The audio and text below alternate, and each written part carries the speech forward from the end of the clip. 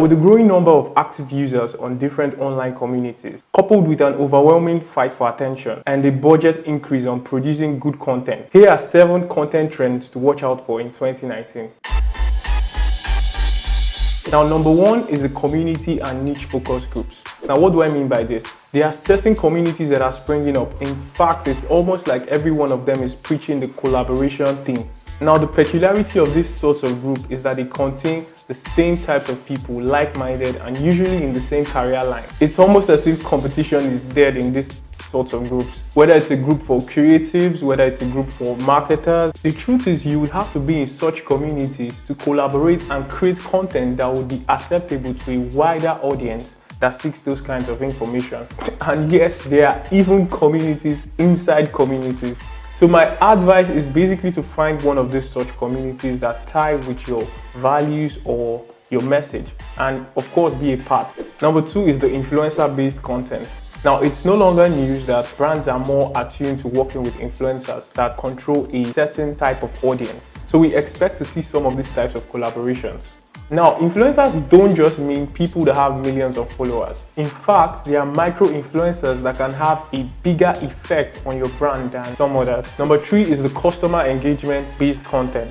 Now, the best form of marketing is when the customers can engage and be a part of the process, whether it's in naming a new variety of product or making a suggestion that previously wouldn't have been part of a normal marketing and sales campaign. So it's important that you think about content types that can originate internally and also those that can come from the customer side, external. Expand your mind to ways your customers can be a part of the story. Now, number 4 is vlogs. Now, personally, I've found that vlogs are one of the most natural ways to communicate. Now, in my personal opinion, I think vlogs are the most genuine way to build an audience or to connect with an audience. And while many people aren't as able to do it, those that have in fact done it and are still doing it have proven that this is one of the best ways to build an audience.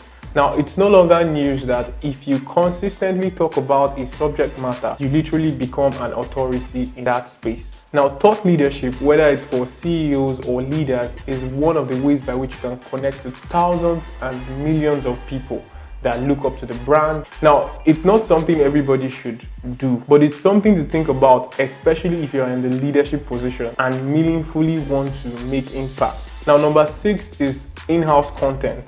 Now, future-forward thinking companies are now understanding the need to equip their marketing in-house department to function independently as content machines.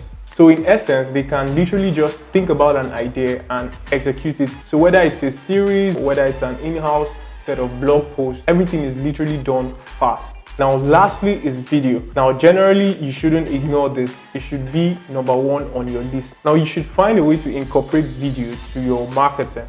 Now, anyway, it adds value to your customers. And we know video is preferred for many reasons. One of such reasons is the immersive nature.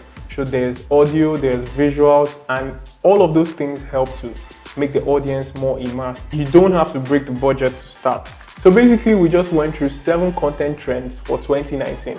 So if you currently use any of these things mentioned, feel free to write in the comment section how effective it has been. And if you currently do not use any of the strategies, you can feel free to share some of the challenges you're currently facing in implementing any of them. So thank you guys, my name is Tochiko Okwala, and this has been another episode of BeContent.